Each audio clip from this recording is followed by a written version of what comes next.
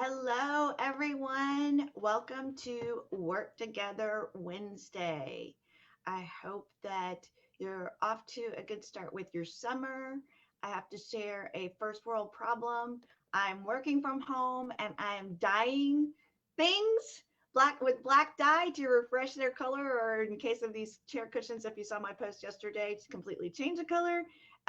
And so I keep going back and forth outside, and it's raining and humid, and I feel like my hair is a mess. And that's one of the challenges when you're working from home and multitasking and trying to do multiple things at once. So, yay for first world problems, and thank you, God, for the rain.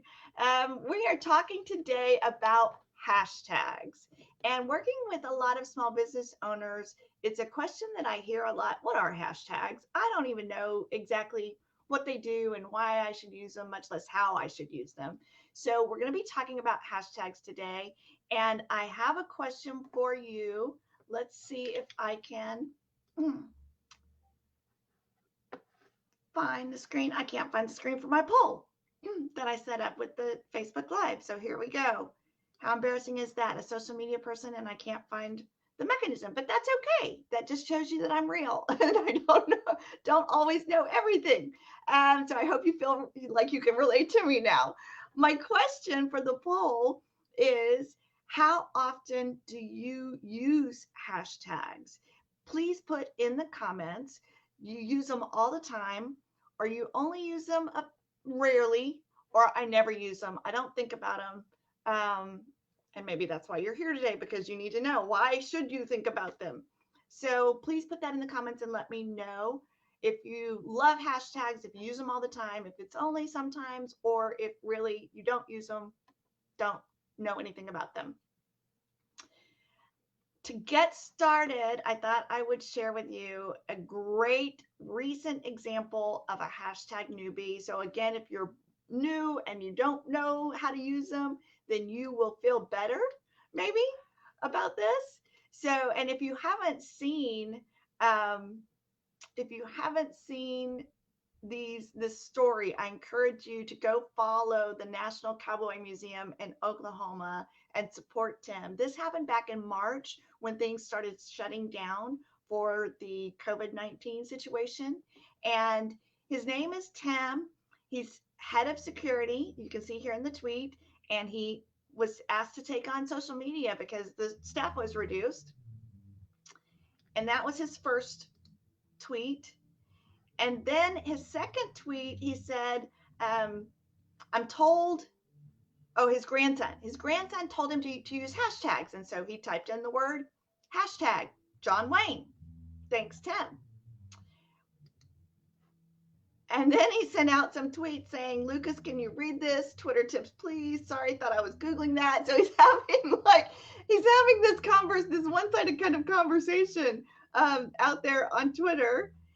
And then he said, oh, thanks for all the tips. I realize I've been doing hashtags wrong. And so he does hashtag and then spells out the word hashtag John Wayne, which obviously is not the right way to use a hashtag. It's just the pound sign and then the word. It has to be no spaces, um, and then, the word that's the search term. And where are we today? This is from March 20th, but he's still using this. What he's come about to do is now his unique hashtag is pound sign hashtag the cowboy. And now he's using this on a regular basis on his recent tweets. So that has become his unique hashtag. And this got lots and lots of energy and enthusiasm, in part because we were all sitting at home, in part because he's just a real guy. And I love what he says here. Seth in marketing told me to share this address, get a pen and paper ready because it's long. Never mind the fact that we can just click the link in the post and go straight to that website. So, just a heartwarming story about a new person to social media trying to figure it out and using hashtags, and the community came together to support him.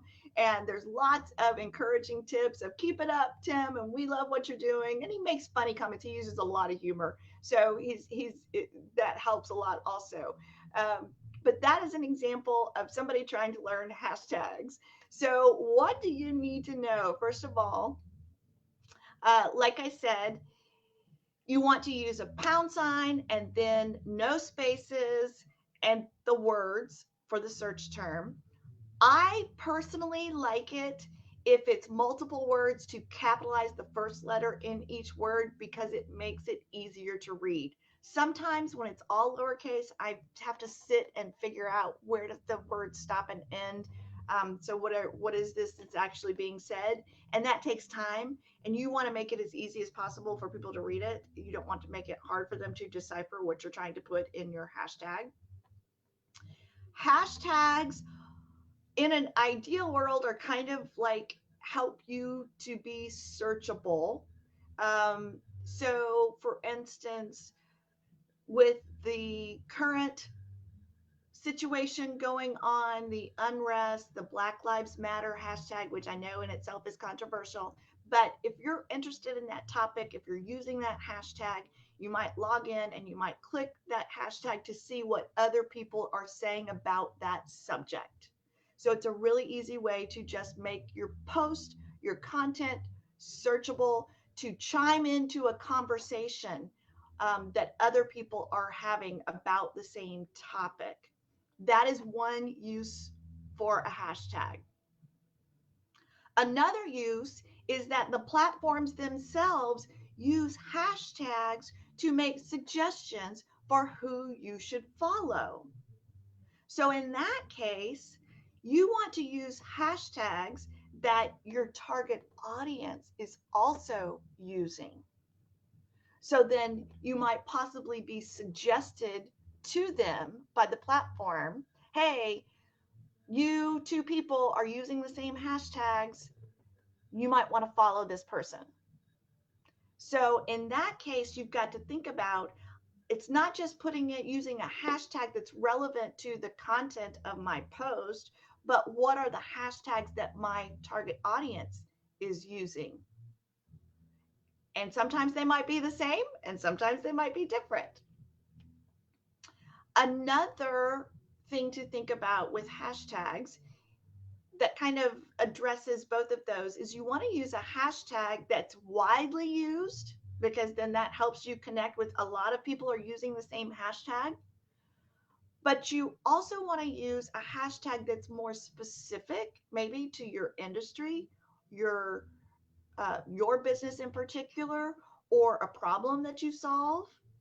And then it's a good idea to have a hashtag that's fairly unique to your business. So for me, it's Resonate Ideas. Work Together Wednesday has been used in education field. I didn't see when I did research a lot of people in social media using Work Together Wednesday. And I came at that name because of crowdsourcing, because I posted on social media and said, hey, I want to do a regular weekly Facebook Live and I'm looking for names to express it. And Work Together Wednesday was one of the suggestions. So I took that from one of the people in my network. So thank you for that. And then I did hashtag research and I decided that this was a good hashtag to use. So if you click on the hashtag Work Together Wednesday, you're going to see a lot of those, especially on Facebook. You're going to see those from my weekly Facebook Lives. So those are the three kind of, when it comes to deciding what hashtags to use, something that's very searchable that a lot of people are using, something that's a little more niche, and then something that's unique to your business. Another thing to think about is that you cannot, it's, you can, but I don't suggest you using hashtags the same way on every platform. There's not a social media police that's going to come slap you on the wrist and say you're banned from Facebook because you use too many hashtags. But the reality is, hashtags are used differently by each platform and they're kind of regarded differently by the people who are on those platforms, especially like if LinkedIn is your primary platform and you put 15 hashtags on a LinkedIn post, that's not going to give a great impression to the LinkedIn community. So, what are the guidelines for hashtags? There's lots of people giving advice. You can Google it. Maybe, I'll share with you what my preference is, but don't think that this is like the 10 Commandments. My preference is three or so, no more than five on Facebook and LinkedIn. On Twitter, you can use a lot. You can go crazy with hashtags, but because the characters are limited on Twitter, I don't tend to put 10 hashtags in a tweet. I tend to kind of do the same, 3 to 5, because I'm taking up the character limit with my description of the post when I'm posting. Instagram is the place to go crazy with hashtags. That's where the people that I'm listening to, based on their research, 10 to 15 should be a goal that you're shooting for. You have a limit of 30 hashtags. So Instagram is their algorithm is very heavily driven by hashtags. So that's where strategically you really need to look at your hashtags and make sure that you're using them to full capability. So if you are using a scheduling program like Hootsuite, Buffer, Loomly, those of you on my network have heard me talk about these. It makes it efficient to get your post on multiple platforms all at one time. I encourage you to create your post, schedule them out, but then go back into Instagram, edit it, and customize it at the very least. You probably want to customize it a little bit for LinkedIn versus Facebook if you're posting on both of those platforms at the same time, because your tone needs to be a little more formal, business related, business slanted on LinkedIn than Facebook. And on Twitter, you may have to edit the post to make it shorter to fit the character limitations. But if you don't have time to customize each, and if you've got 3 or 4 platforms and you don't have the time to go in and customize each post, at the very least, go in and customize your Instagram post to include more hashtags. Another benefit of hashtags that I've noticed recently for LinkedIn company pages, especially when you create a LinkedIn company page, um, they ask you to add hashtags that you're interested in to your profile, and then they'll notify you, hey, somebody is talking about this hashtag, why don't you join the conversation? That's a great opportunity to go in and talk to possibly your target audience about an area of interest. So those are the ways that hashtags are used on social media. The free tool that I like to recommend is called Hashtagify. That's HASHTAGIFY.com. And I'll put the link in the comments below. I will answer any questions. If you have a question about it, please comment, and I will be happy to answer that if I can for you. Research hashtags, think about it. It really can help you grow your social media presence. And I encourage you to do more hashtagging. Thanks for joining me today. Bye.